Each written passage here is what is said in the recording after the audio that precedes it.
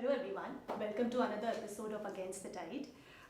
So Against the Tide is a series of conversations that we host at Maya, where we talk to different artists, writers and practitioners whose work we find inspiring, whose work resonates with some of the questions we have also been grappling in our own work, and artists who have questioned the mainstream discourse in their work and are making their own path.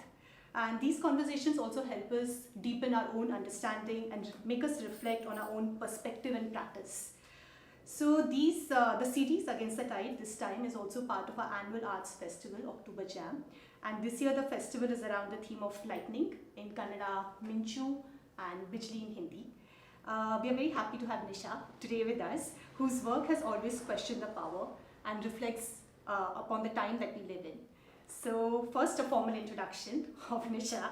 So Nisha Abdulla is a theatre practitioner, a playwright, director and an educator. Through her work, she has chosen to stand apart in her choices and articulation. She's also part of OffStream, which is an artist collective that works across art practices that support anti-caste work. We have been hearing of her work, and it is actually the first time that we have got the chance to sit down and have a conversation with you. And some of us at Mara recently watched your play, We Push the Sky, at Thuranga Shankara, and felt it really resonated with Mara's work, given that we are also engaged in theatre making processes that question how identities get fixed and how they are framed and represented in a unidimensional way. So hence we were very keen to have this conversation about your practice and how you bring yourself into your practice. So welcome Nisha to Against the Tide. Thank you for having me. Thank you. To begin with, I'll begin with actually about how you approach your practice, and that's where we'll start this conversation.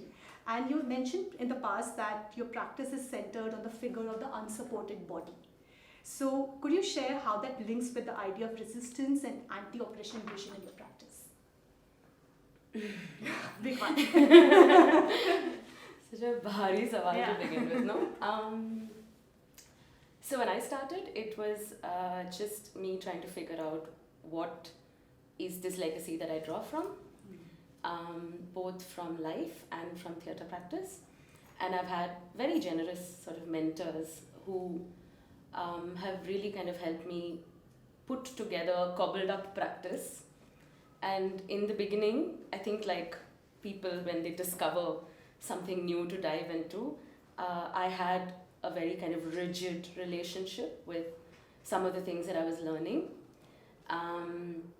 And I realized that a lot of that rigidity came from people whose work and whose bodies and whose experiences and whose lives were very well supported by structures around them. They didn't feel the tensions within their body that others who were also in the larger art practice community, but also theatre practitioners. There were a bunch of us who do feel unsupported in many ways. And so this really became the lens with which I was sort of navigating my own practice, but also my own relationship with different people and different groups within the theatre fraternity.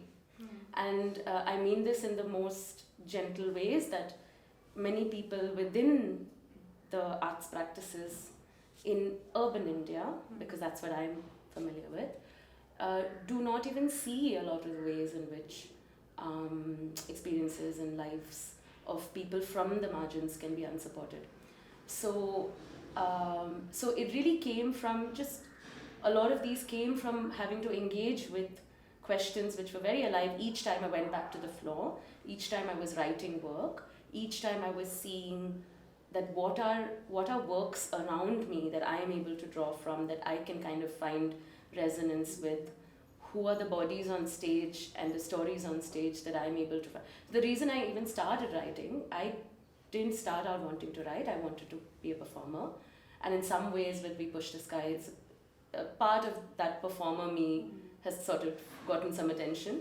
But I just wanted to perform, be on stage. But the reason I started looking at writing and directing is because there was really nothing that I was getting to do which felt like it was real for me and that I wanted to get behind.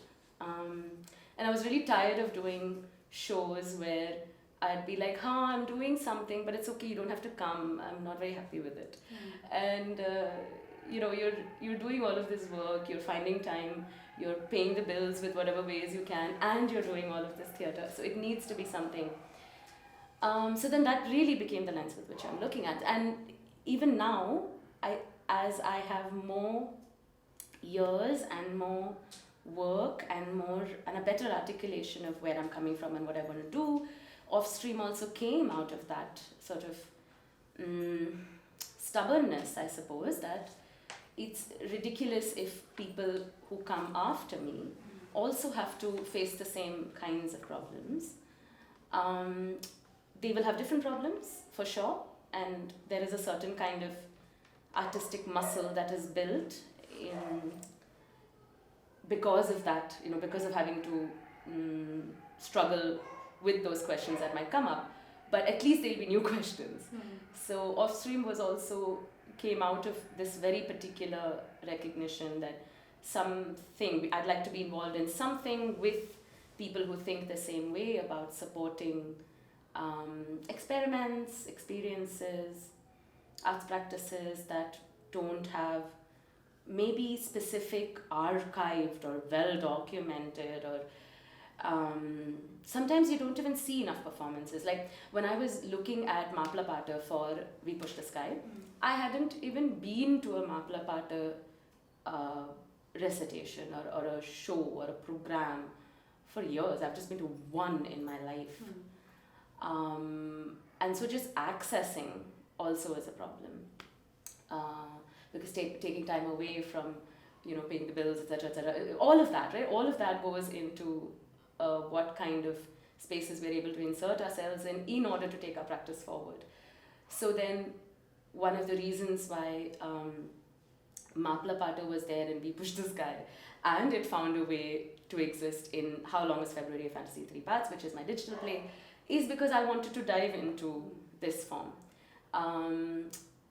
So again, how can we, going back to your question, how can these unsupported bodies, experiences, feel like there is a framing that is larger than themselves, than ourselves?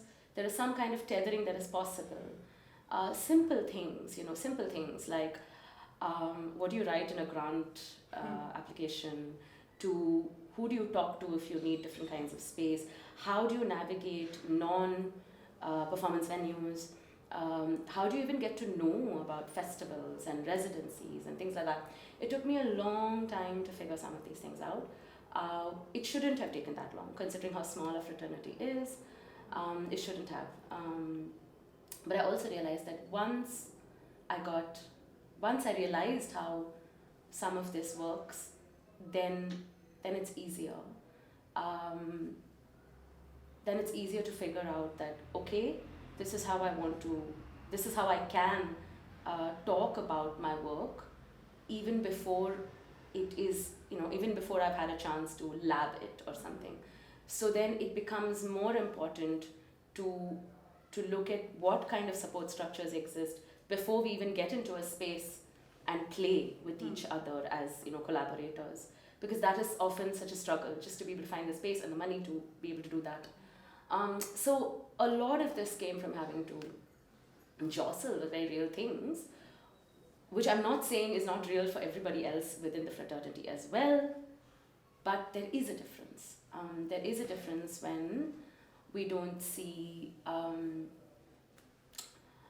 when you're still stuck with like really tired, for example, good Muslim, bad Muslim kind of shit that is on stage very often even now in the name of resistance work. And it's ridiculous. It's ridiculous that we haven't moved beyond those kinds of narratives. It's ridiculous that recently a college that I teach at had auditions for their theatre club, and there were 4 monologues that were shared for auditions, and none of them were women.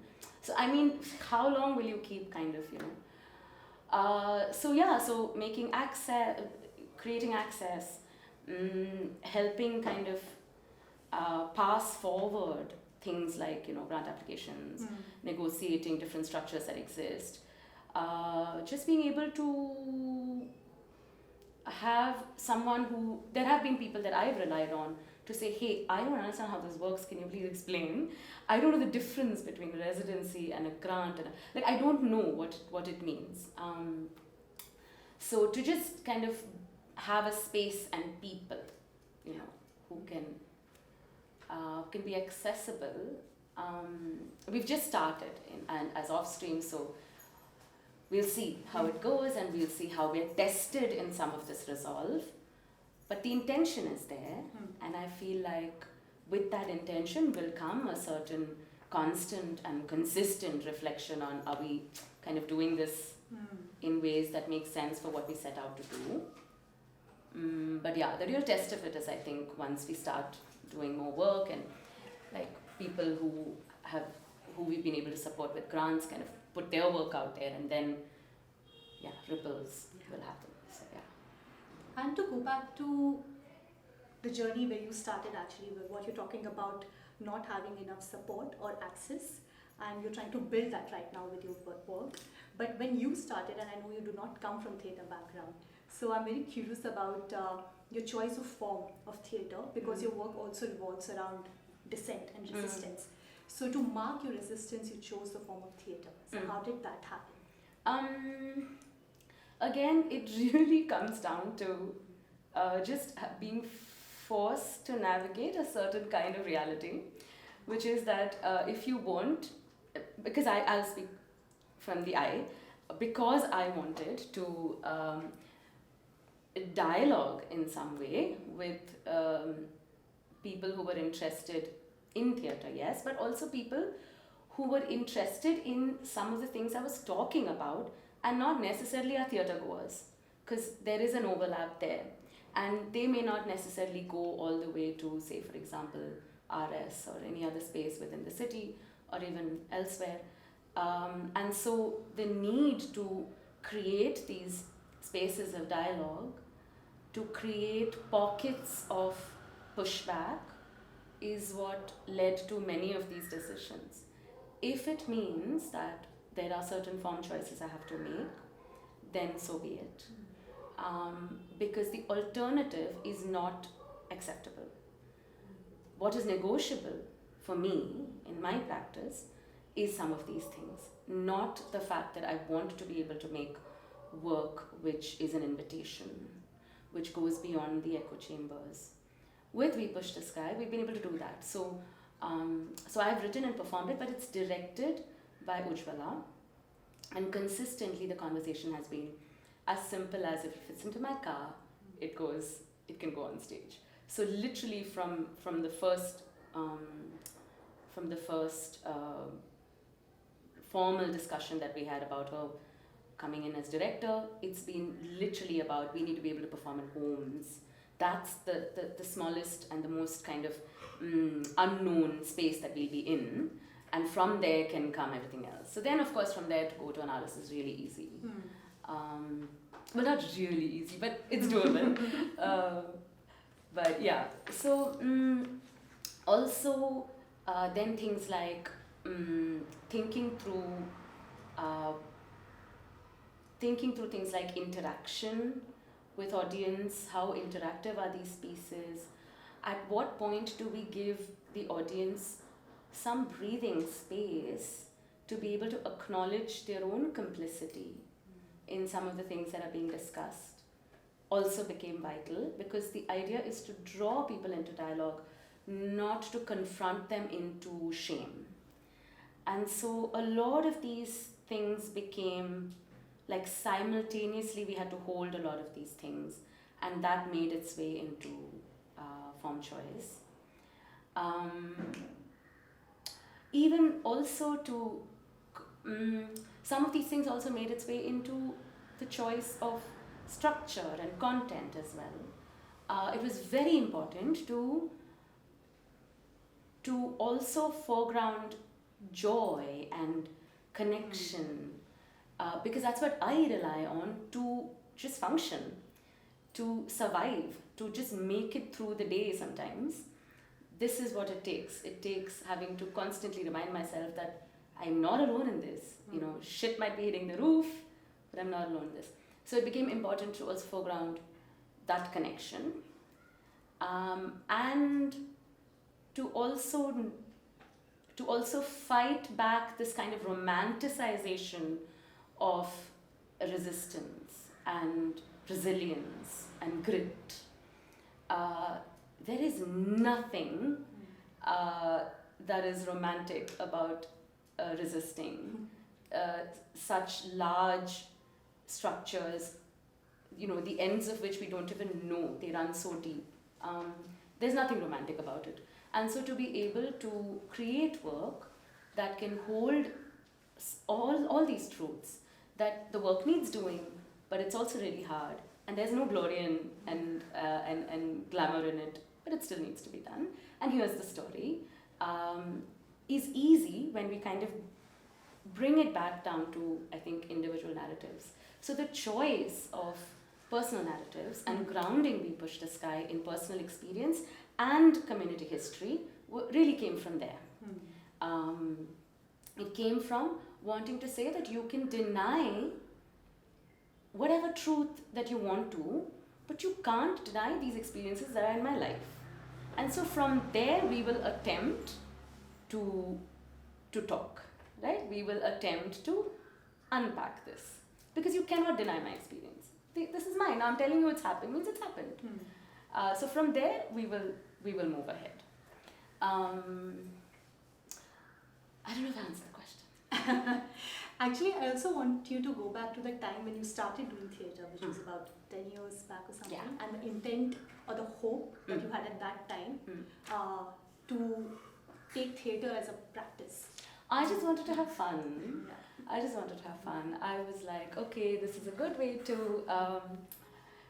I knew what I didn't want to do. I was in the corporate for a long time and I was pretty good at what I did, but I was absolutely horrified at the things that I was helping make or helping create, and the structures into which I was plugging, all my skills, which I was really proud of, but I was plugging it into things that just made no sense. So it took a while to transition out of that into full-time theatre practice, and also so storytelling and teaching became ways, obviously, that, like so many others, it became a way to pay the bills. And initially it really was about, I want to have fun, I want to be able to share stories. Then of course, when you, as with any practice, the more you dive deeper into practice, you realize, okay, it's not as simple. And then came this need to bring myself as I am into the flow and to my practice. So I am this, I'm struggling with this is my reality, even if it's not mirrored by those around me and spaces around me, it is my reality, and so I'm going to come as I am. So a big part of the practice, as it developed and became deeper and became more aligned with my life, was about coming as I am. And when you come as your own, as exactly as you are at this point, then necessarily you need to make space for other people to come in as they are. And so that became the beginnings of what is my practice now. So I just wanted to have fun, really. I still want to have fun. So despite a lot of this heavy stuff that we were processing and working on and putting out there, the rehearsal room needs to necessarily be a place where we can have fun, take digs at each other. There's a lot of dark humor in most rehearsal rooms that I'm part of. Yeah. So while, as you're saying, you started because you wanted to have fun and tell stories, but if I look at the body of work, I think trauma, memory and performance have been like the foundational pieces in your body of work in that way. So how do you see this playing out in your practice? Like, how do you process your everyday experiences through your practice? Like, you bring yourself a lot into your own stories and the stories that you bring on stage. Yeah. So how does that get related? So the seed of most things that I'm working on is personal, but then over dealing with it in writing and over dealing with it with collaborators, even before it goes on the floor, like for example with dramaturgs, and then once actors are involved with with playing with drafts and stuff, then over time there is distance that I'm able to build, which is extremely healthy, which allows me to kind of take a different set of decisions as director and also simultaneously dramaturg on a lot of the works that I've done. Although off late I've been really fortunate to have dramaturgs on board who are collaborating with me. So the seed of a lot of it is comes from a deeply personal space, because I'm struggling with these questions, and it's not coming from a how do I talk about this and what is my entry point. This is literally my entry point, like the fact that I'm living it and struggling with it, and for me it's what's also I think missing in many kinds of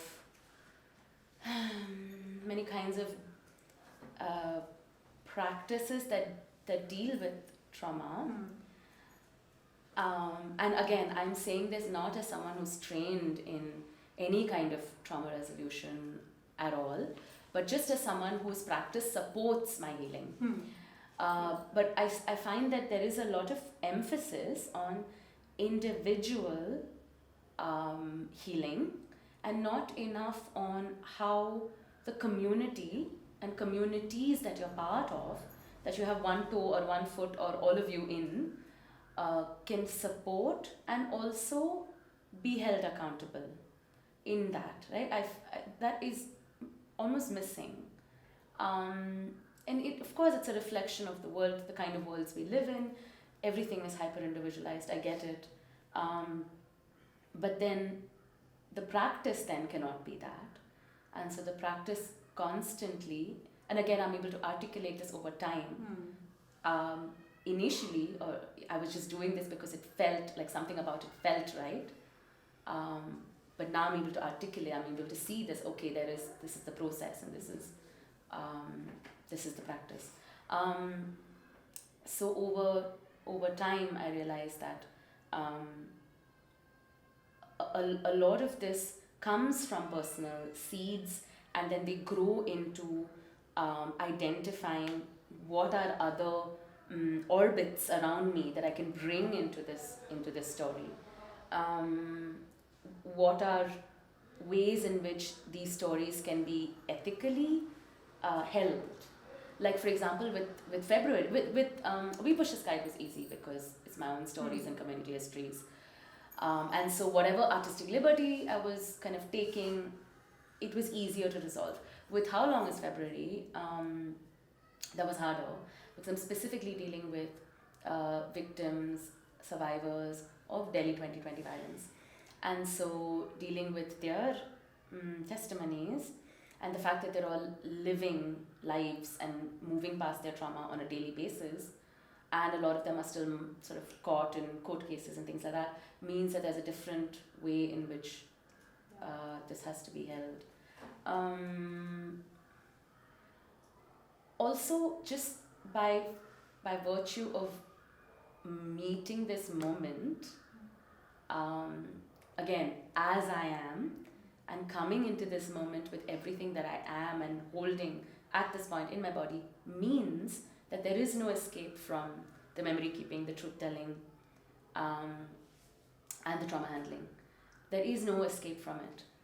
The specifics and the intensity of it might be different across different projects, across different moments in time, across different bodies that are involved in the room, and whose narratives that I might be holding alongside mine. So those specifics might be different, but there is really no escape. If you want to authentically meet this moment, we have to deal with it in some way. We cannot deal with it by saying that, oh, I'm going to do a play on Nazi Germany and then, jinko samajhna hai, wo samajh jayenge. It's not enough. I think we've moved past those moments in time long ago.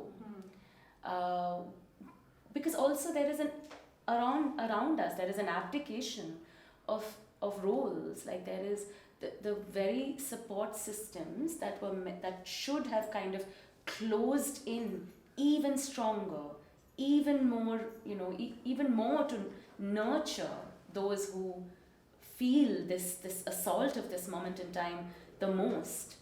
All of them don't exist or have capitulated, and so then there is a question that all, I think, artists in this moment have to ask: how much of the truth telling do we take on? And it is a necessary question.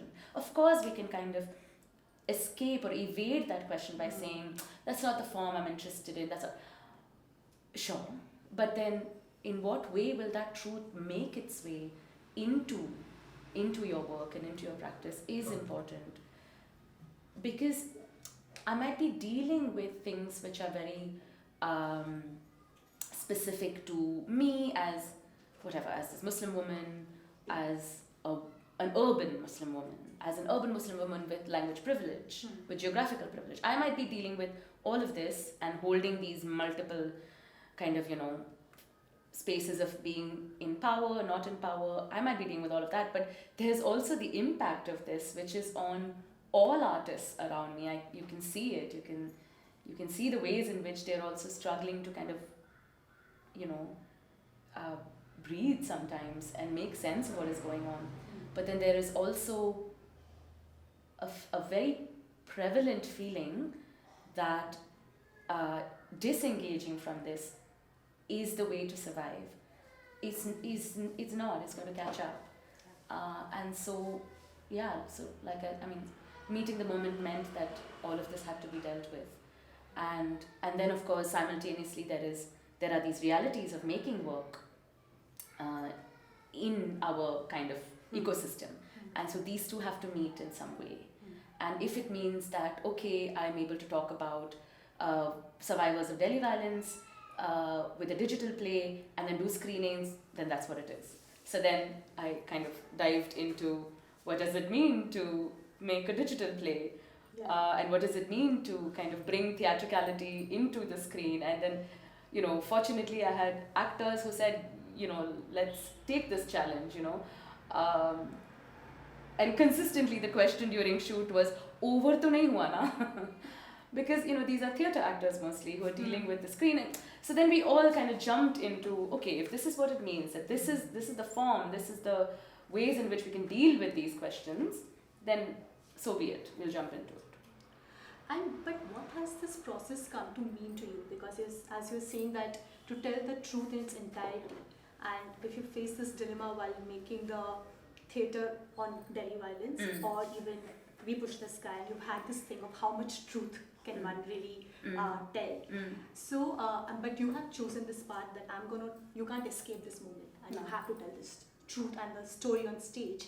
So what has this process come to mean to you? Just surviving, just to be able to move through the day. I don't know how I could have functioned as a human being and paid my bills if I didn't have my art practice.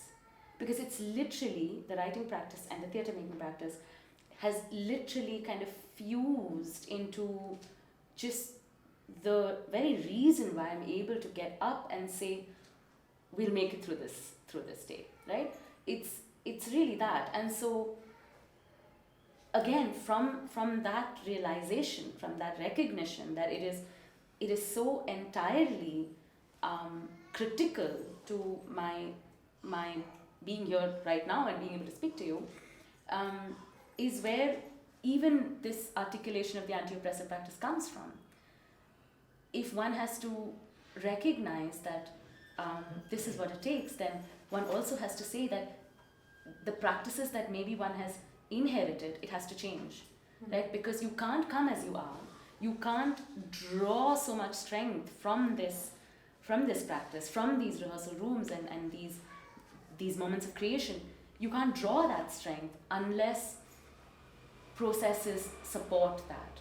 So it means that there is a different way in which to approach rehearsal rooms, collaborations, conversation, and there's a different way in which to negotiate power in the room. I don't think the power in the room that I hold as writer-director is wrong. I think it's good that I hold this power as someone who has stories from the margins to share. But then the question is, of course, how does one use that power responsibly, and therefore processes need to change. A lot of things that we take for granted, that I took for granted, and I know many others take for granted about being in the rehearsal room and about the process of creation had to be questioned. Yeah. Like what? So the first kind of reason for this happening, for this questioning, the big one was Raya Sarkar's Me Too list. And again, I couldn't meet that moment without accepting that, hold on, there are so many women and so many queer people within our own circles. There's also me and the stories I carry about this, about the Me Too problem. And now I'm in power. I have this power of being writer-director in the room. And I can choose who I collaborate with and who I invite into this process with me. What am I going to do with this power? And so it came really from having to, and this was in 2018, was it 17? No, sorry, 2017. 2017 in, I think, October, November was Raya Sarkar's list. And then 2018 is when it blew up in the mainstream. But 2017, I was also in the director's training program, where all of these questions are very alive. Like, a bunch of us were in that program, and we were having to deal with questions of, what is the rehearsal room going to be? And what do I want to, what kind of practices do I want to take forward? What is the legacy I'm drawing from? So it was very alive. And then boom, we had to deal with Raya Sarkar on the list and people who knew people on the list. And we were hearing like very real stories, and we had our own stories to share. And of course, the Whisper Network has existed for as long as we have been around and continues to exist, and all of that. And then suddenly there was me, the woman. And the more I was sort of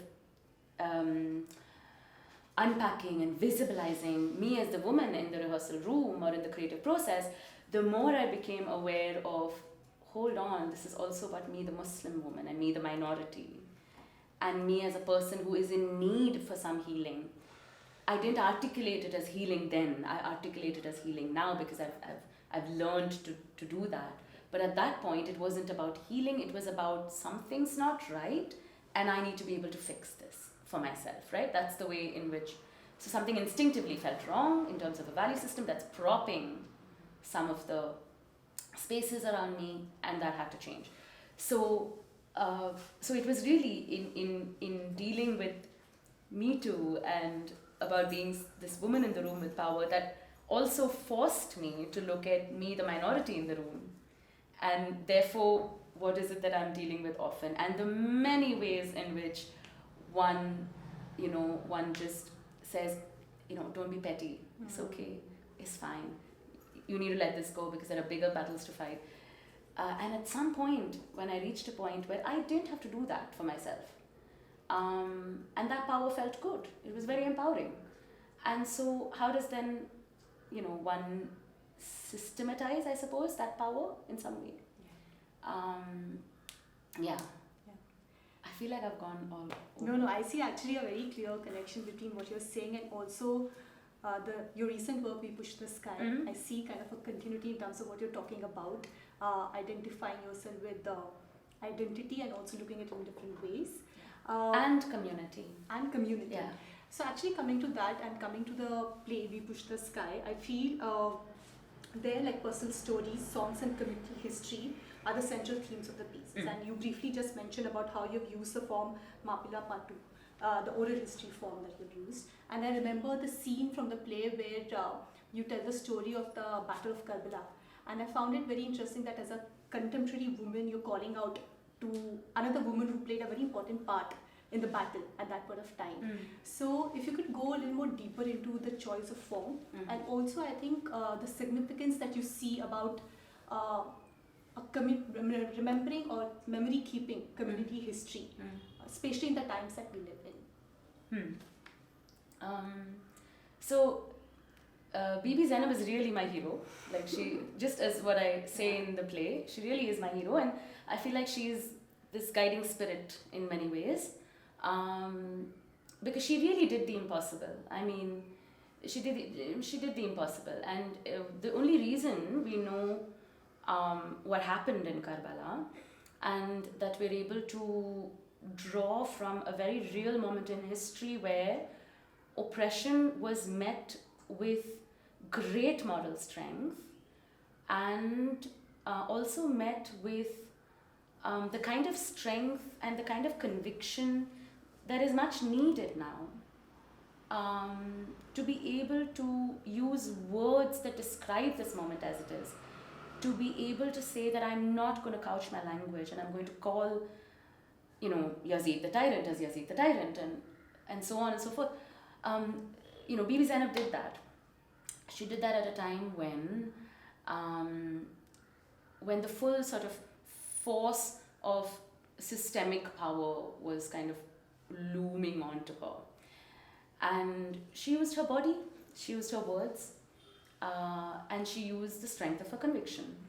And what's not to be celebrated about that, right? And that's literally all, I think, me and a lot of others who work in this space and try to visibilize a lot of the things that don't get any attention, that are purposely, don't get any attention is one way to put it, but is also purposely sort of quashed. That's all we have to draw from. We have, again, We Push the Sky came from saying, I have my stories and I can story tell, and I may not be a trained performer in the traditional sense in the theatre, but I have my cobbled up practice, chalo, let's do this, right? And then from that intention came everything else, of course. So she is my guiding spirit, and she is the first storyteller that really gives me and many people within my, faith community that strength. She is essentially a storyteller. She captured that moment, she said this story, and she kept that tradition alive. And she ritualized it. And there is a performative quality to what happens in Karbala. And even if even if you don't know the histories, there are many forms of mourning and collective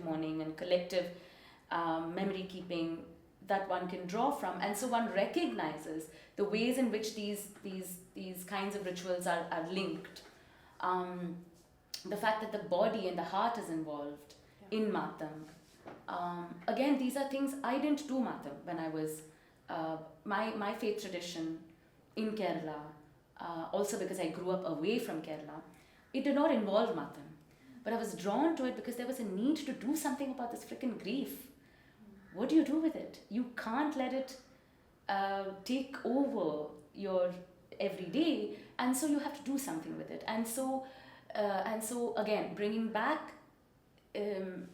because the grief sits in the body, coming back into Matam, I understood it at a very different level. And so again, that made its way into the piece. And also the truth that every day is Ashura, because it's not just one community or one group of people that faces the brunt of what is going on at this moment across time, and I'm part of this continuum of storytellers across multiple communities that have tried to do this memory keeping. And so, as much as Zainab is my sort of ancestor that I draw from, I know that it fits, this attempt sits in that continuum. And I know that there are people who will watch We Push the Sky and see the experiments that it tried and maybe failed but tried, and that will create something more. That will create, and to also not be bound by even this question of form should not be bound necessarily by it. And maybe some reasons why I'm able to be a little cavalier about it could be because I don't have institutional training. Maybe if I had institutional training, I might approach this differently. But this is all I know. And because this is all I know, I'm able to kind of look at existing knowledge systems and institutionalized knowledge systems with some distance. Which is why the cobbled up practice is a cobbled up practice. It is literally a cobbled up practice.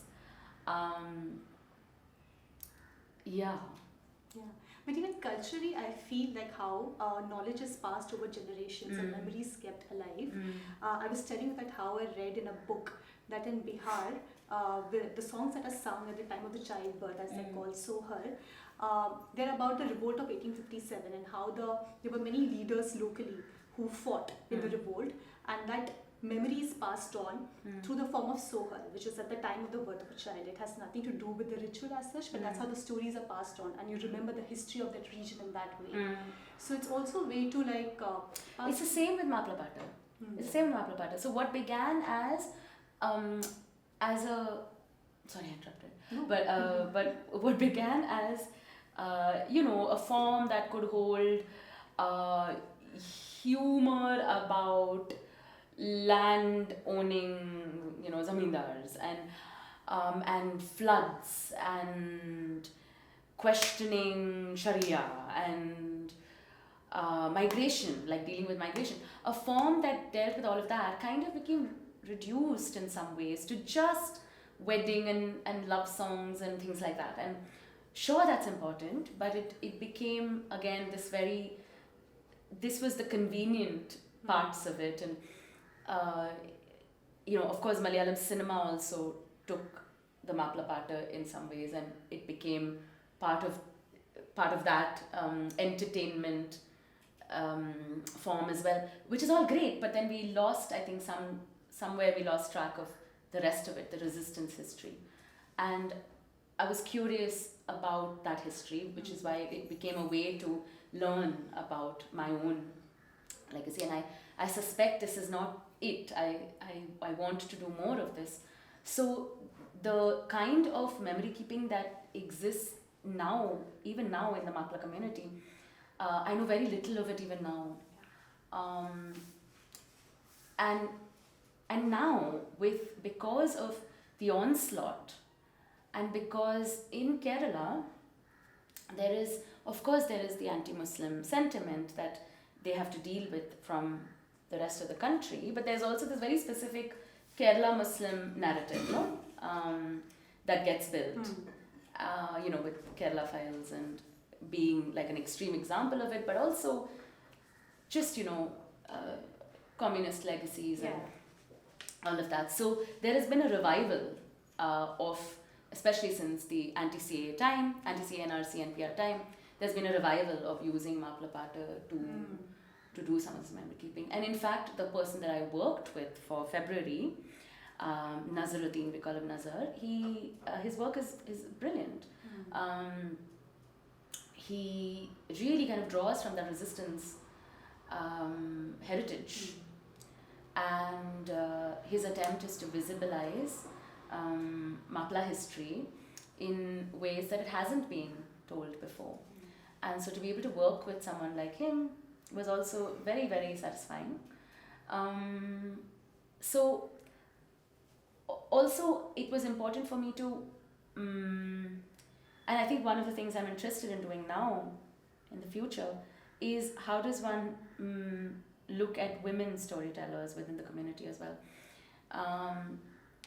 Yes, there is the wedding and the songs that come from women, but there's also women who are writing resistance work as well within Maplapata. So working with them maybe would be interesting. So I think I'm also kind of figuring out my relationship with this form. And the other question that's very real for me right now, I keep going back to it, is, does it work even? Does memory keep, what is the, yes, we're memory keeping, we're truth telling, but to what end is also a question.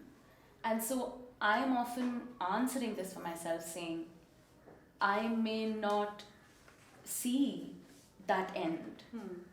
It's possible that I may not see this end. And that's okay. And to kind of, again, to see my work and the work I'm helping create and the work that all of us as collaborators are doing is part of that continuum.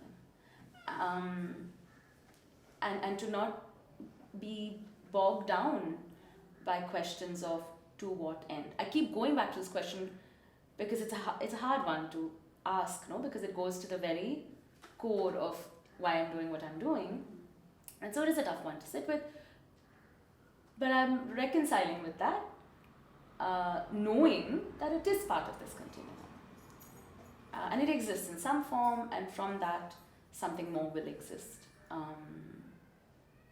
Yeah, sure, it's a process. For sure, for sure, yeah. And it's a process that involves not just me, it's a process that involves everyone who's coming in contact with it, as well, as practitioners, but also as audience members. Yeah. And again, I'm not informed by just my process in this. So Nazar's process has also impacted this. So,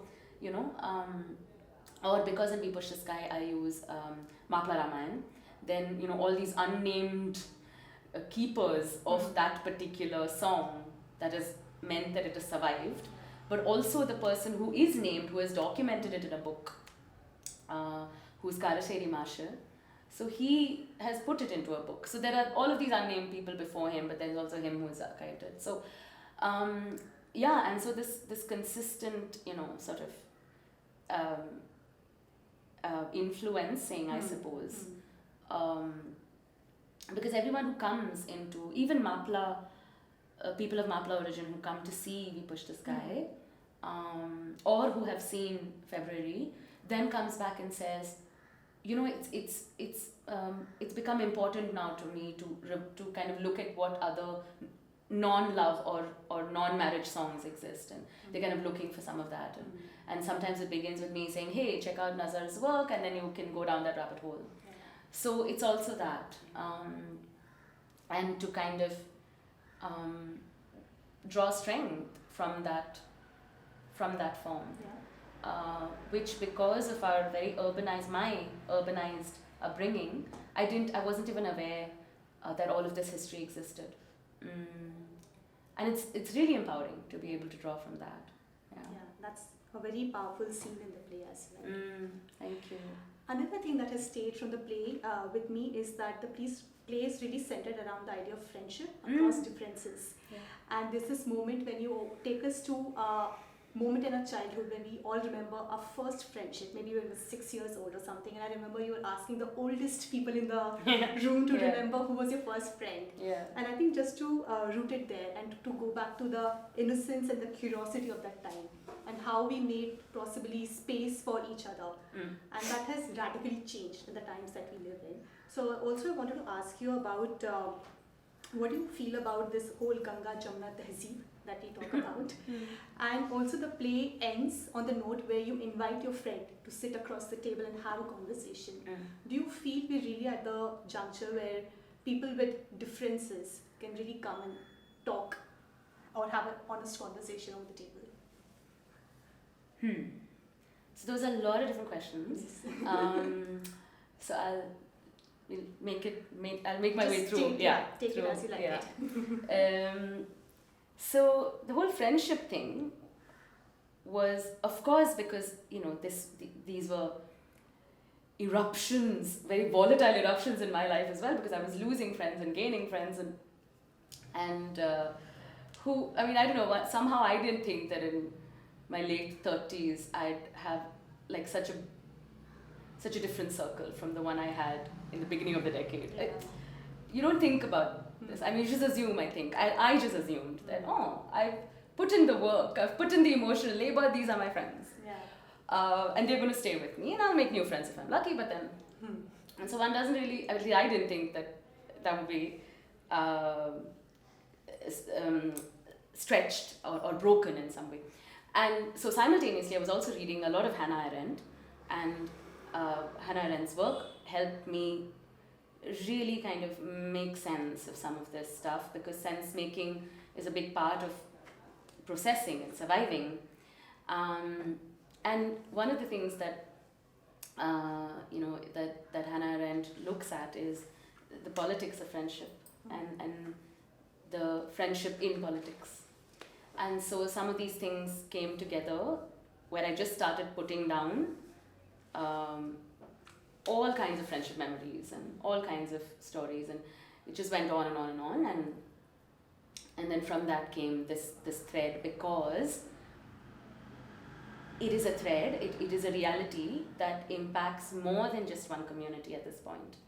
It's a thread that impacts even homes, Hindu homes as well at this point, where they're losing friends because they're choosing to speak truth. They're losing connections with family because they're choosing to confront family about certain political choices, about, And so it is real for, it is across, in many ways it is across some critical differences in our lives, which is our faith tradition, right? So it just became a way to kind of start this conversation that I know you're struggling with losing friends. And when I say you, I mean those who disengage from what is going on. Those are the people that I'm interested in talking to. I'm not interested in talking to people who will prop a supremacist regime on their shoulders. I'm not. I feel it's not my problem. It's too big, it's too overwhelming a problem for me to take on because I'm too impacted by it. And so I'm not going to deal with de-radicalizing the most radical element in Hindu Samaj. I will take that on in my Samaj, but I will not take that on there because it's simply too unsafe, emotionally, physically. But I'm very interested in having a conversation with people who have disengaged because it's too hard, or disengaged because I'm not political, and disengaged because I just want to live my life. I don't want any complications. So I'm interested in having that conversation, and I think there it's possible for them to see that they have lost friends too, and they have lost connections too that mean a lot to them, because they didn't know how to navigate this and hold all these contradictory things, feelings, experiences at the same time. How does one do that? Nothing in our culture, of course, personally we might have many interventions, but nothing in our culture teaches us how to hold all these complex contradictory truths that come from being in a complex, multi-faith, multi-ethnicity, hyphenated population that we are, right? Nothing in our culture teaches us that.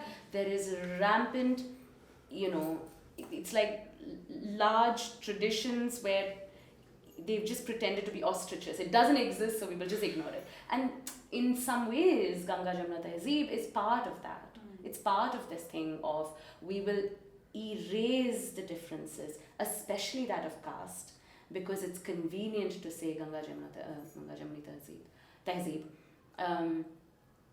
Where does the most marginalized Dalit Muslim figure in this Ganga Jamuna Tehzeeb? They don't figure.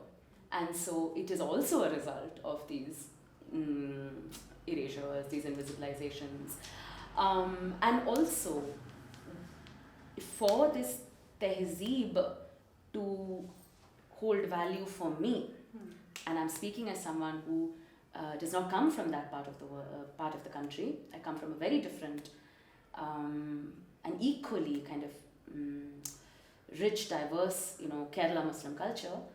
And in fact, sometimes we tease each other, my UP Muslim friends and me, saying that, you guys came 1,000 years after, so like shush, shush. But how much of that is going back the other way from Muslim culture, Muslim tradition, back into majority culture? And that's again a question to ask. Ganga Jamuna Tehzeeb cannot be a way to still erase consistently. Yeah. And again, it goes back to the question of the good Muslim, the bad Muslim, the ones that are easy to accept. I'm easier to accept because I present the way I do, I'm named the way I do, I speak in a particular manner, I can draw from certain shared cultural references. I'm easy to accept for people who have a certain liberalized view to the world. But what then happens if tomorrow I decide to present differently? I ritualize my faith differently. Then what happens? So I've, from the outside, and I could be very wrong here, and it's a bit to say it on camera, but the way I see it, it is a bit shallow. I don't know if it always was, but from the time that I have begun engaging with it, it does seem shallow, this tehzeeb, because it is not formulated on a relationship of equality. Maybe it was at one point, because that part of the world saw a very different history they drew from Mughal rule, from power, so maybe it was different at one point. I don't know enough, but right now it isn't. And so if Ganga Jamuna Tehzeeb means that I can't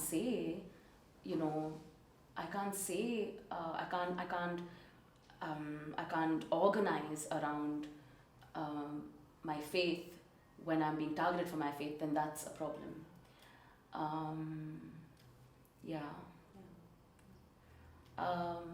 You asked something. Also about how you've ended the play. Yeah. I struggled a lot with that ending because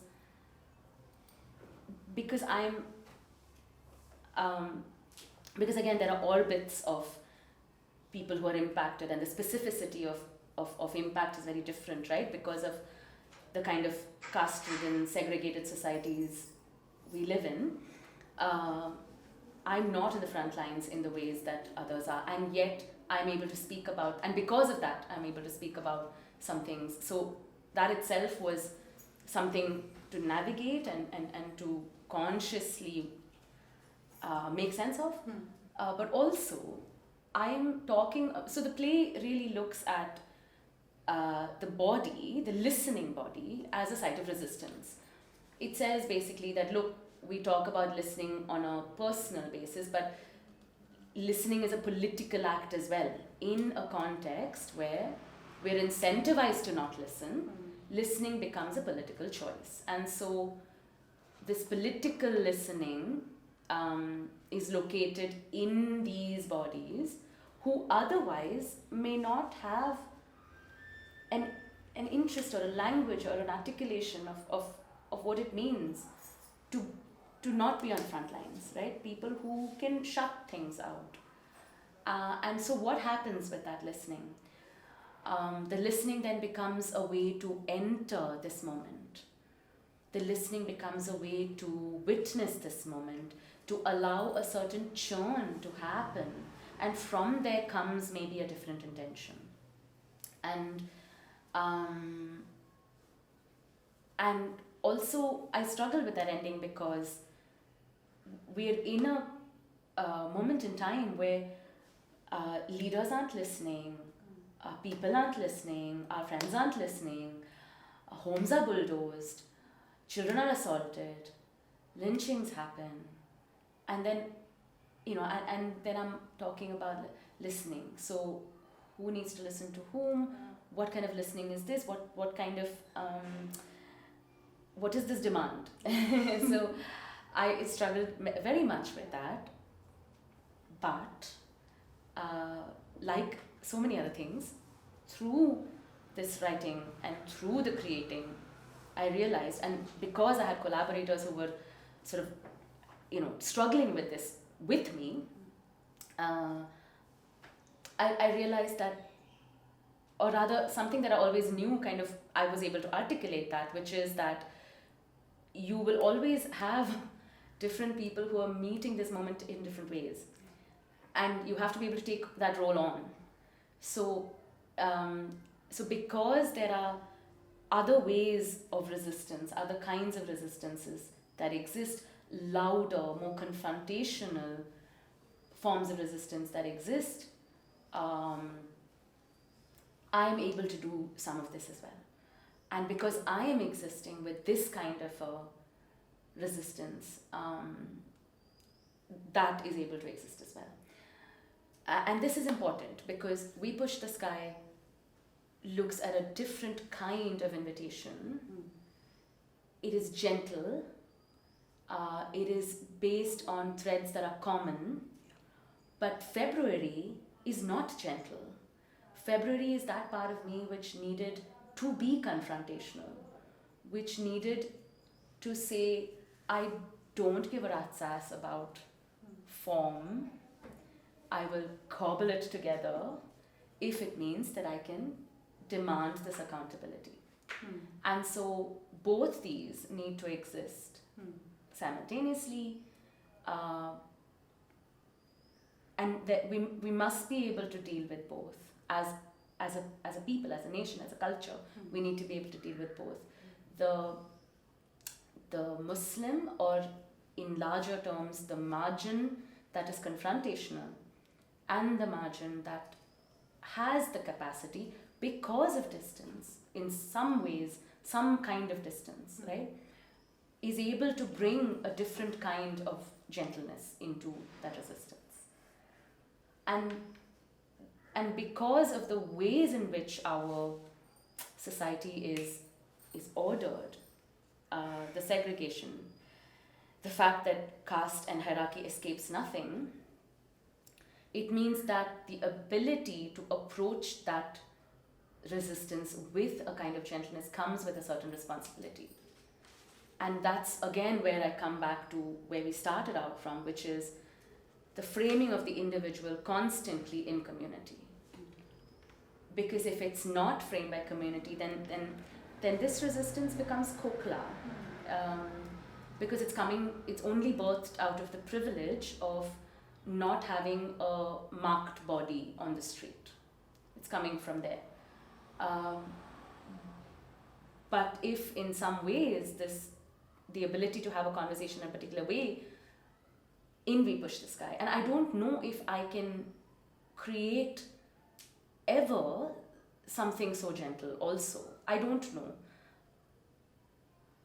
I don't know, because it came out of a particular moment in time. We were coming out of the pandemic. The pandemic allowed a certain kind of slowing down and a certain kind of gentleness that I was able to give to myself, and it came from that moment. I don't know if it is possible again, because the rate at which the onslaught continues is extremely difficult to hold on to that, to a certain kind of gentleness and a certain kind of invitation.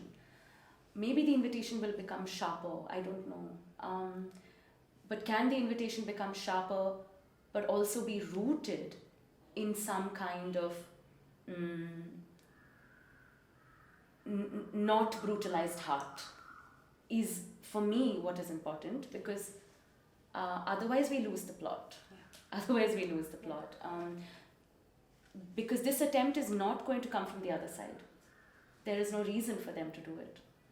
This attempt will come only from this side. Yeah. This attempt will come only from this side. Yeah. Because I don't think systemically, sure, there will be individuals, there always are individuals, but I don't think systemically we know what to do with this moment. We really don't know. Because if we knew, then we'd have very different response, even from, say, artist organizations, cultural organizations. There is no imagination. when it comes to how to deal with this moment. There is no support, there is not even an attempt to finding that support, or to even ask the question of how can we meet this moment differently. There is no imagination at all. And so then it just becomes, I don't know, survival or responsibility, I don't know what it is, on this side to be able to do this unpacking, those of us who are able to. Yeah. So how has been the response? You've had certain run with the play so far at different venues, so how has been the response and reaction from the audience? So it's been interesting. The people from within the sort of Muslim community who come to see it feel a sense of, a sense of pause, because they're able to see something that they grapple with on a day-to-day basis, many of whom don't have any kind of practice or frameworks to make sense of it, and don't even have the space to express. So for many people from within the Muslim community, I think it is felt empowering to see this on stage. Some of them have even come back and said, I didn't know you can say these things on stage. And that says a lot about our idea of what can be expressed and the truths that can be told. And then we've had many allies, young people who very passionately believe that they have to meet this moment. Allies in many different spaces across different kinds of work and different kinds of practices, who go back with a sense of, some kind of renewed strength. And I'm extremely, I feel very content when I see that, because the echo chamber is real, yes, but we also need to learn to take care of our people, of our allies, right? We need to take care of each other. So in some ways, this, they go back feeling like, I can do this, and that I'm not alone, which is very important to me personally. And then there is, and as we do more shows, what we're seeing, and is really gratifying, is that people who did not ever grapple with the current, moment, are watching, and they're watching because this second orbit is bringing them in, or they're watching because they've heard something from someone saying, I know that we don't talk about this, but please watch this play, because it's about friendship. And so there are these, and that's very gratifying, because then they're dealing with me, the person, in all of my, with all of these experiences that I'm bringing, and I think because of that personal narrative, there is a rupture of biases, and something drops, and that has been very gratifying. With a lot of young people, there has been, especially when we do talkbacks, there has been pushback on, but what about, and which is great. So that is an opportunity to then kind of open out threads of contradictory truths and how that can be held, right? I feel like we've just begun.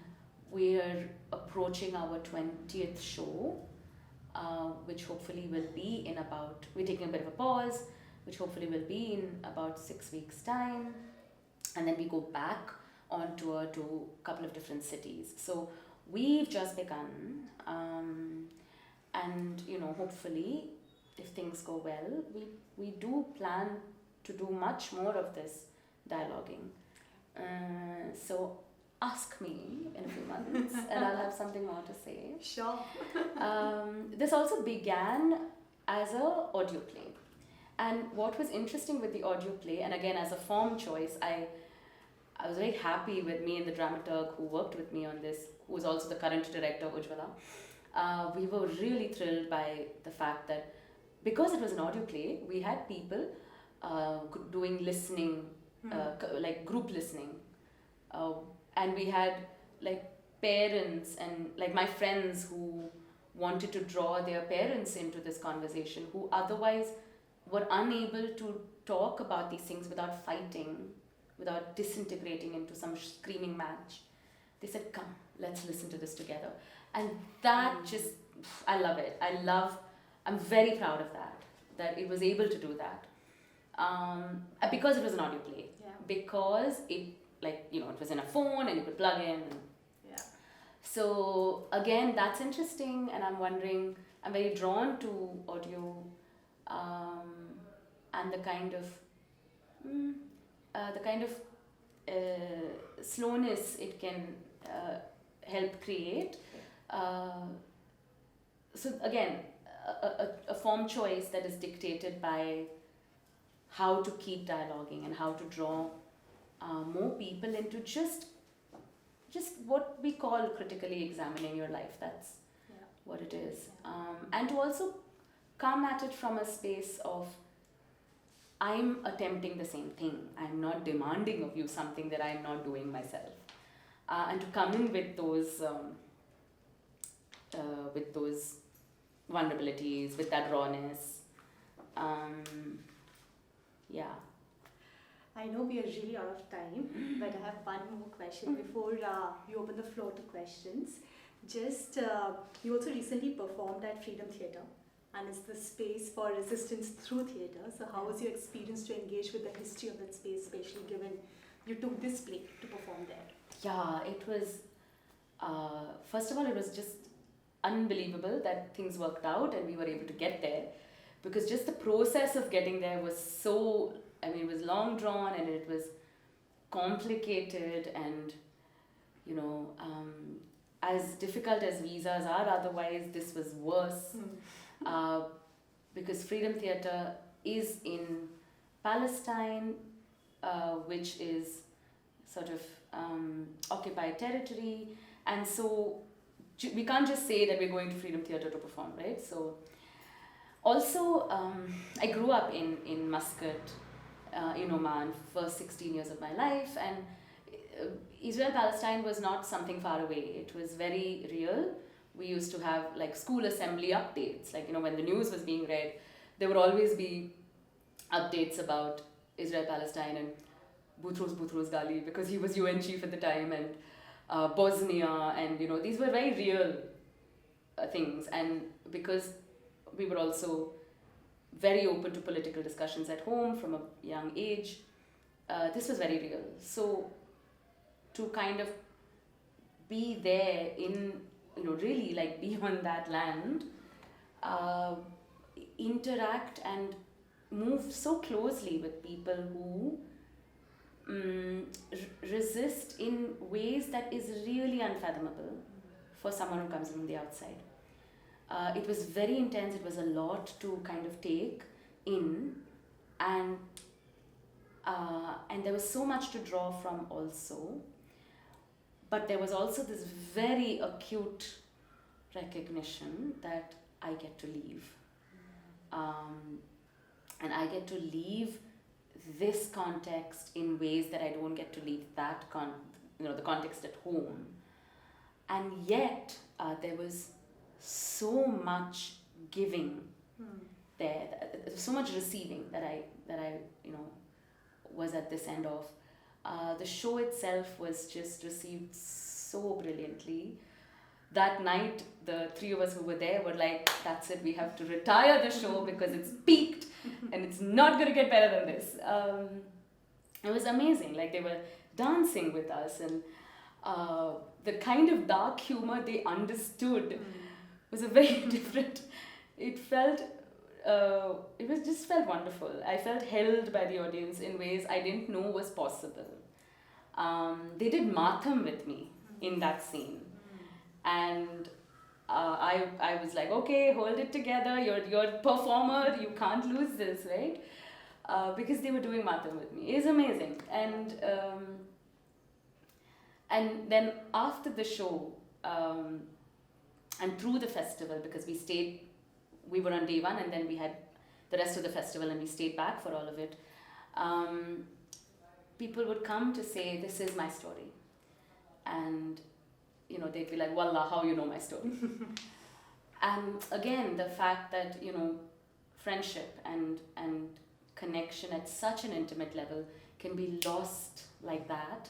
You carry that for so long, and in some ways it becomes this wound that, if you don't deal with, then you could end up becoming very bitter about this, instead of looking at it as it just wasn't meant to be and we can move on and that's okay. It doesn't take away from friendships that were real.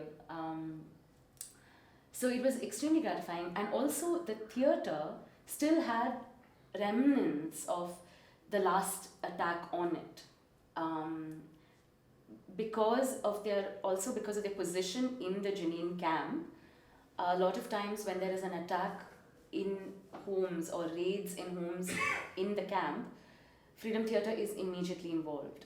So, there were still remnants of it. There was lots of gravel. There was broken glass, which,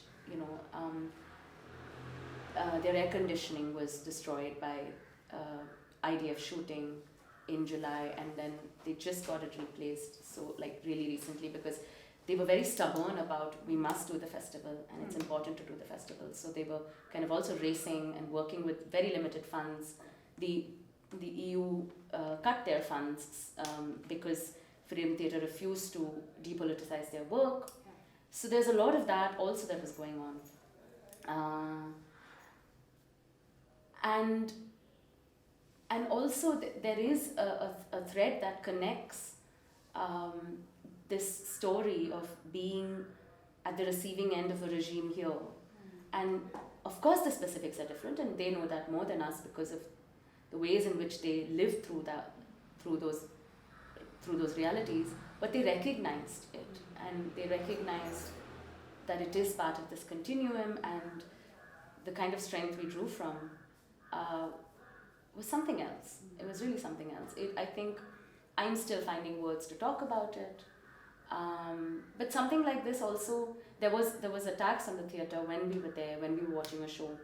And something like that, it kind of, it connects you in ways for a long time, forever maybe, because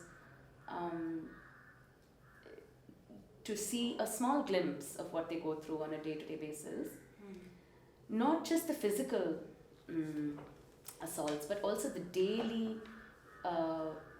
lack of dignity that they have to deal with, the loss of dignity, that onslaught on their dignity, on their daily living, on complete lack of control of, they want to go somewhere, they might be stopped, and that entire day will be derailed.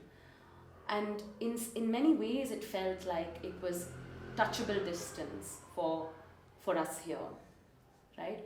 And in so many ways it felt like it was already here. For many people it's already here. So to have to kind of grapple with that also, when we returned, when we were there, it was just very intense. We were just taking it in, and we were really just enjoying these connects that we had. But once you're back, and of course because the news is what it is, there is also this reality to deal with, which is that it feels like this could very easily be more people's reality here. Yeah. And that's extremely sort of scary. And I suppose a challenge in terms of how we want to deal with that. Yeah. Yeah. Not just as artists, of course, but just as a people. Yeah. Yeah. Given that what's happening there right now, and that you were there and talking about resistance to theatre, I'm sure it must be a lot for you to process. Yeah, and I had a bit of a crisis of confidence a couple of hours before the show, because it suddenly hit me that I'm talking about the political act of listening and the listening body and the body as a site of resistance to a people who have been attempting this for 75 years. So it was a bit of a crisis of confidence that what was I thinking and what was I, like, how am I going to get it? So also because the show had changed a bit, because we had to adapt it for an international audience who didn't have the caste context and the everyday context of Indian life, right? So we had to also change some of that. But yeah, the crisis of confidence was real.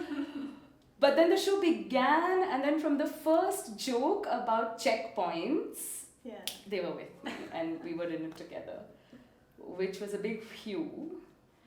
Yeah. Amazing. With this, we can possibly open the floor. If you all have any questions, comments, you can have that.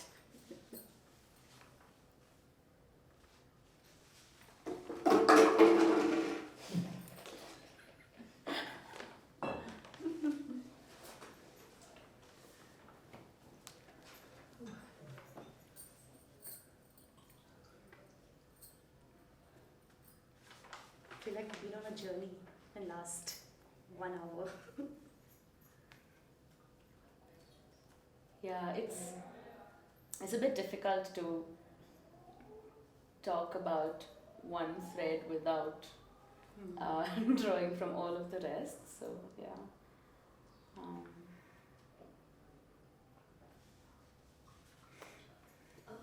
Maybe I can. This was like a good listening exercise. No, but I do understand the process of your work and how you've constructed We Push the Sky. Even though I didn't watch the show, I have a sense because I had a long chat with both of them. I'm just curious about two things. One is that, it's a question we are often kind of discussing within Mara about how far can identity politics take us, right? Because I think even before, how do we say, I think there is a lot of consciousness, especially around the Dalit identity, which I think is much needed not like it wasn't there, but I think it's now coming in from different places, contexts and forms even, right? Yeah. So I think that there is that. I think the question of women have also shifted. The queering of context has also happened. It's there now. And I think even in the way we have kind of designed October Jam, sometimes it can lead a kind of a festival that celebrates diverse identities. And sometimes we wonder if it's kind of not, is it really,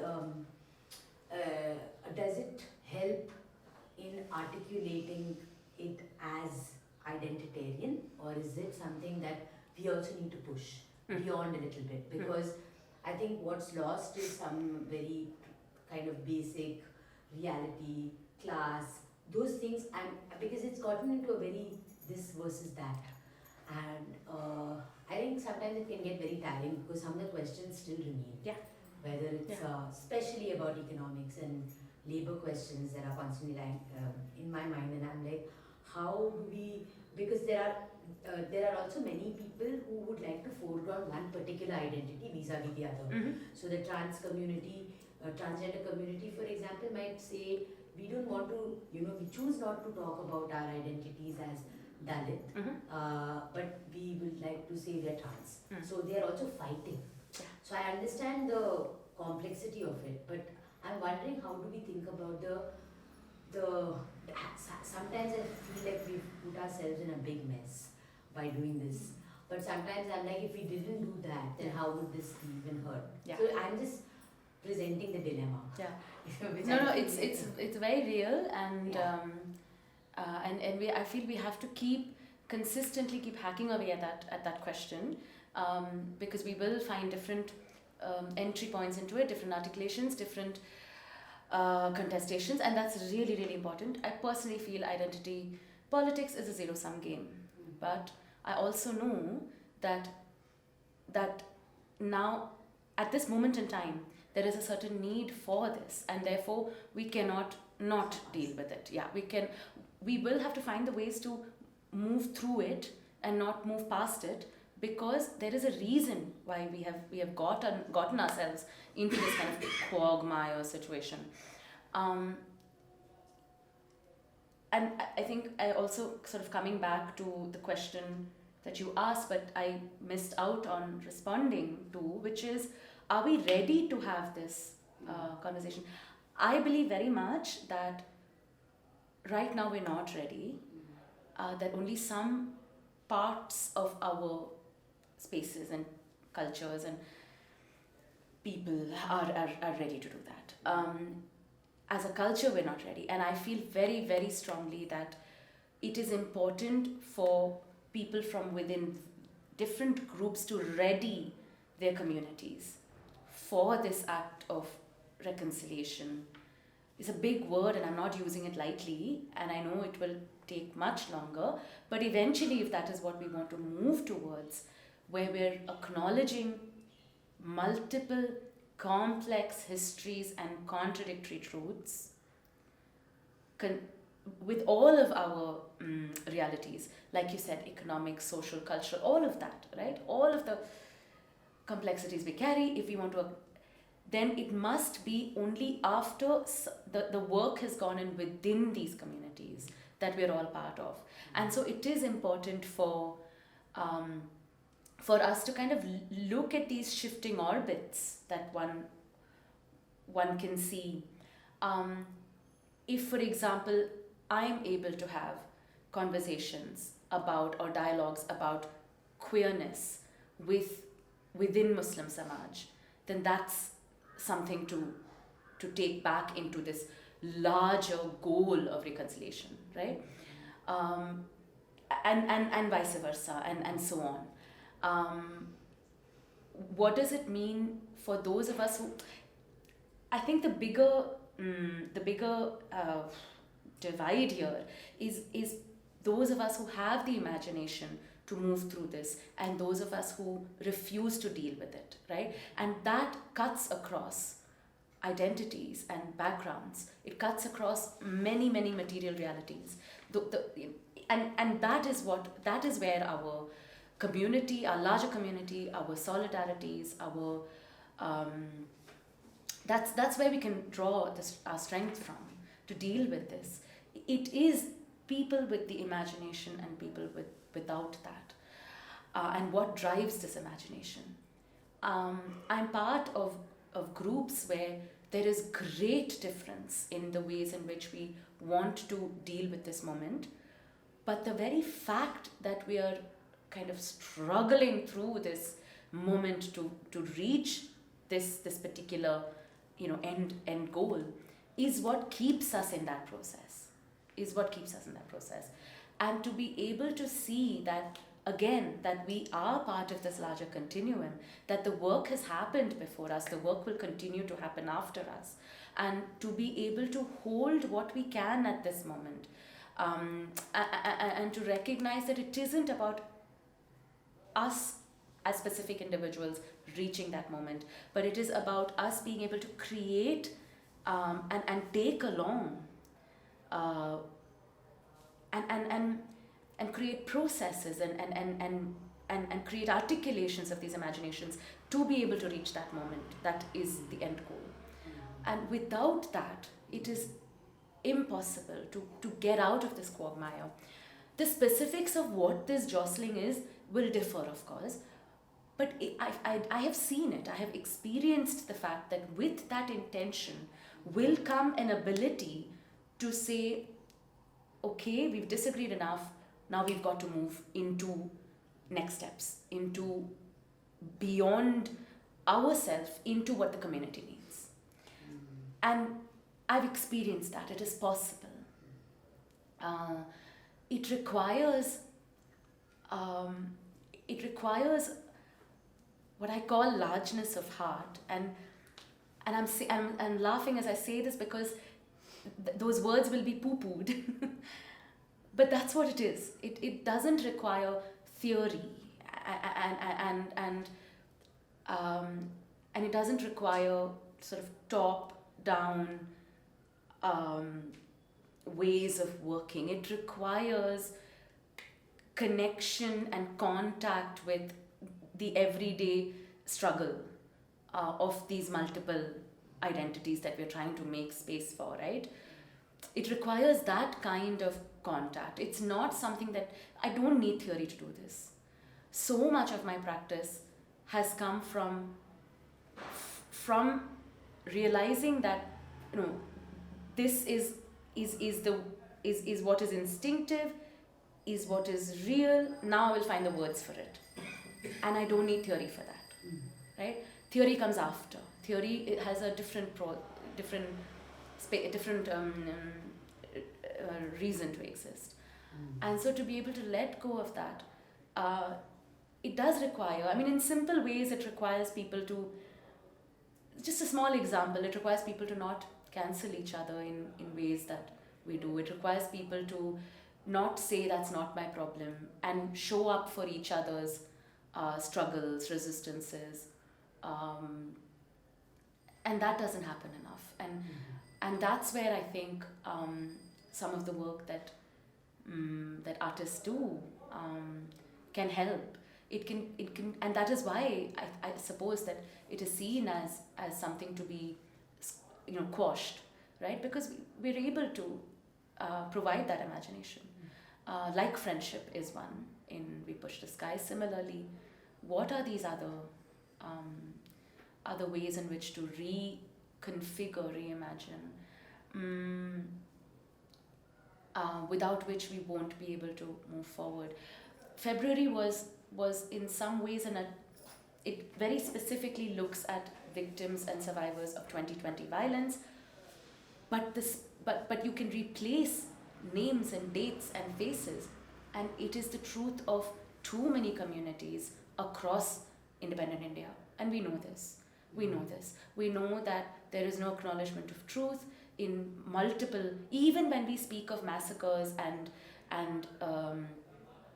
pogroms, even then we don't bring in Dalit massacres, entire villages, right? Even there is a lack of authenticity in that as well.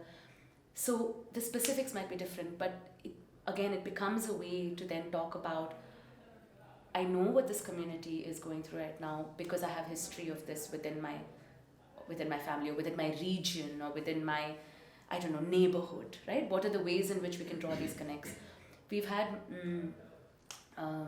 people from the Sikh community who've seen February and said, thank you for making it, because there is no work like this for what happened to us. And so I'm able to enter a different way of dealing with what I want from my government, from my leadership. Yeah.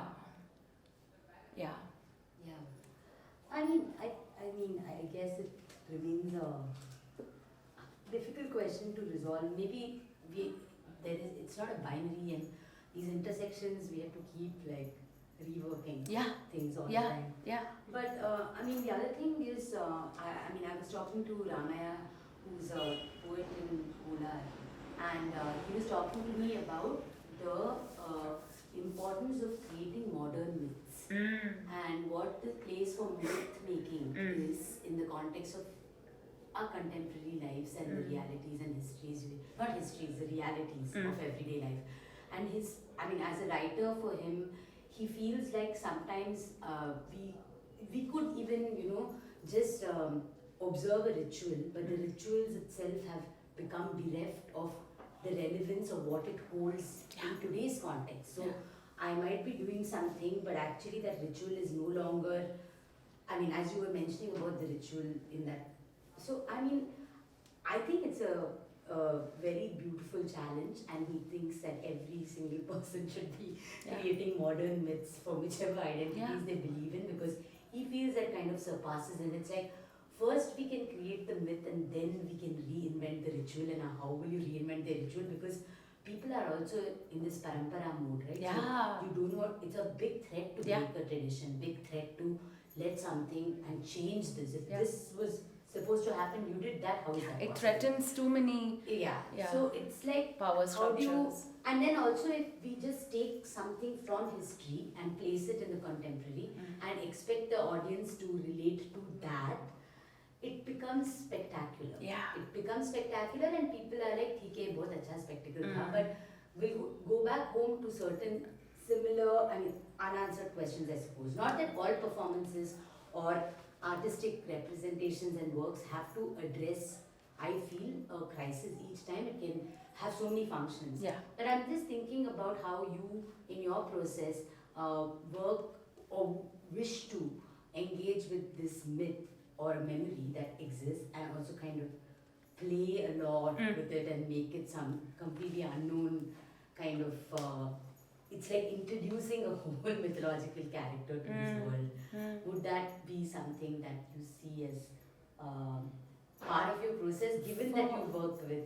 For sure, I feel I'm heading there because the more rooted I feel in the history that I draw from, the legacies that I draw from, the forms I'm drawing from, the more I'm able to imagine these kinds of newer myths, newer rituals.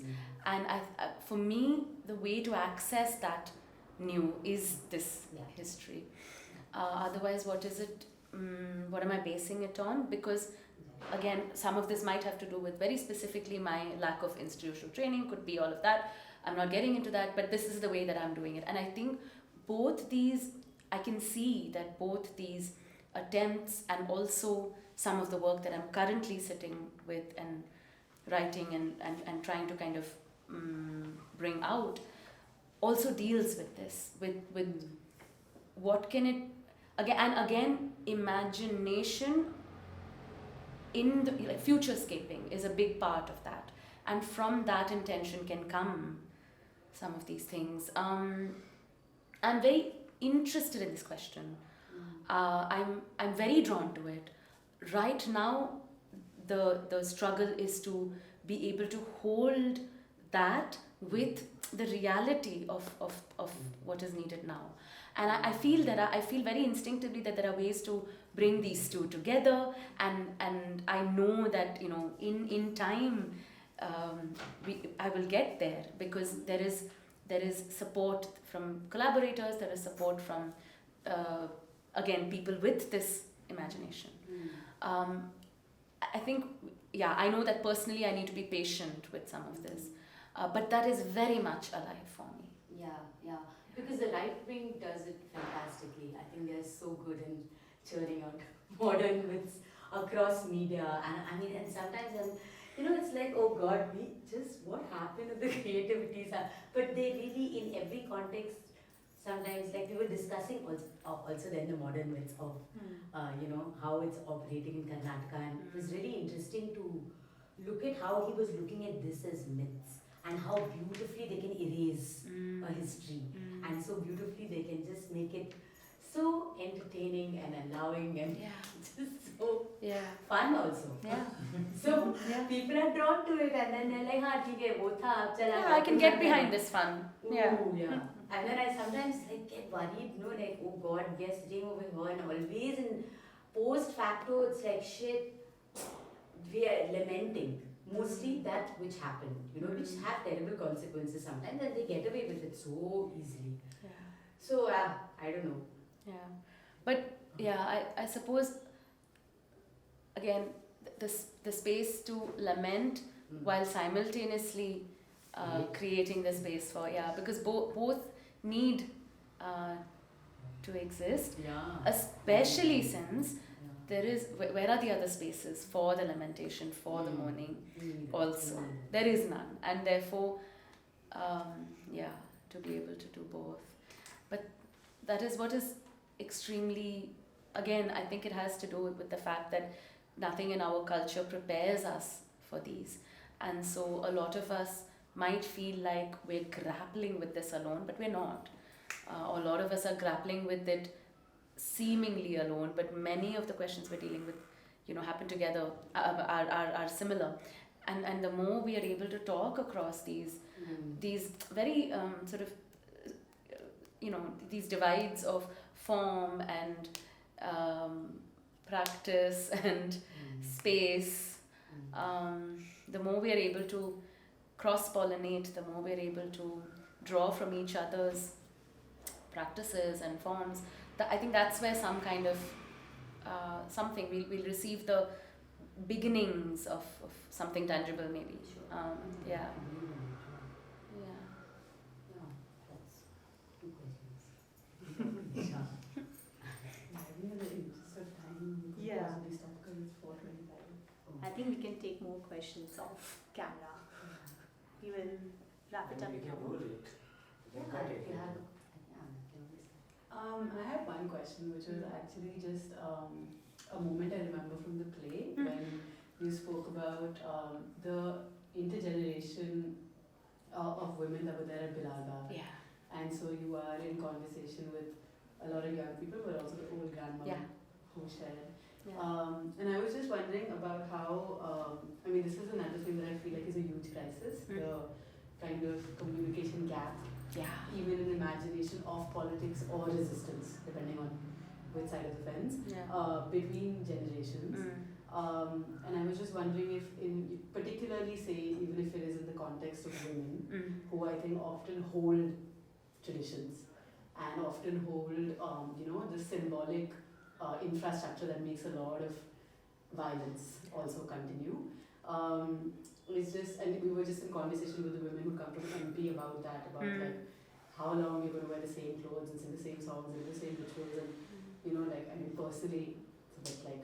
So I was just wondering whether in your work, particularly in your travels with We Kuch the Sky, or the other kinds of work that you're doing, maybe through OffStream, what that kind of intergenerational conversation has been for you and how it's informed your practice in terms of maybe being able to hold an audience that can then speak to each other through the performance, or just in terms of how you situate your work.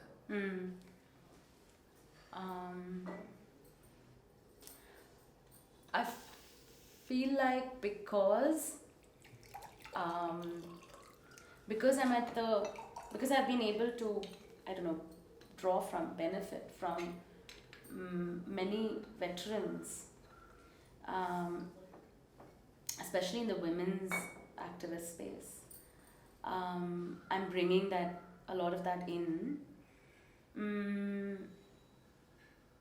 And I think some of the ways in which my practice has allowed me to enter different spaces, also because of the teaching, the fact that,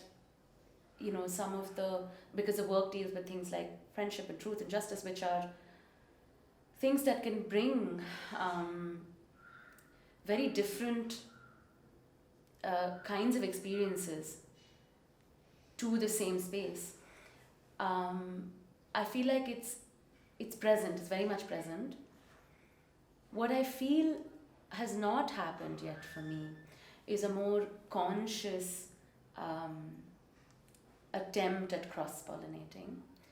That hasn't happened as much. Maybe some of that has to do with just the sheer demands of this moment. But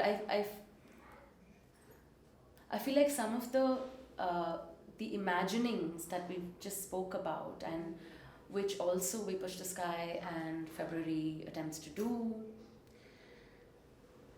it is impossible to do that without plugging into that continuum. And that continuum necessarily means that there is the presence of those who came before us.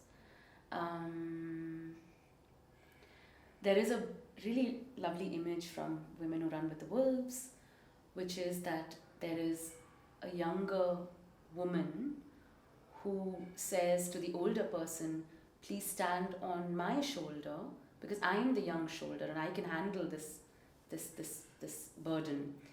And the older woman says, she kind of sort of brushes her aside and said, no, because of what these shoulders have been through, they're strong enough to take the burden of your future and so you stand on mine. In some ways, I feel as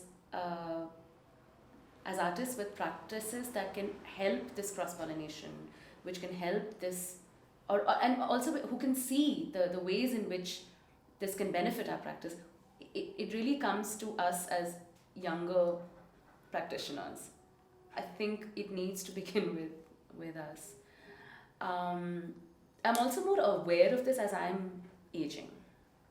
And with that aging comes a certain sense of liberation that, less F's to give is real. But there is also a marginalizing that happens to older women, and which we know of and is well documented, is seen in all around us. So those, again, when I talk about coming in as you are, all of this is also present in that intergenerational cross-pollination as well. So yeah, I don't know, these are just thoughts at the moment, yeah. But thank you, Nisha, for taking out this time and taking us through this journey of your approach and this cobbled together practice that you talk about. Yeah. And also this need for space for Matam and lament, I think is something that I keep. But thank you. Thank you for listening about this cobbled up practice. It amuses me that someone would be interested. But it's nice to have the space to talk about it and see what other kinds of imaginations it can cause, what other kind of ruptures it can cause in the ways in which people approach practice. So thank you to you and Mara for doing this. Thank you. And for those of you who have not yet watched the play, We Push the Sky, in 6 weeks it'll be back. So please watch it. It certainly helps start these very difficult dialogues. I hope so. Thank you. Thanks.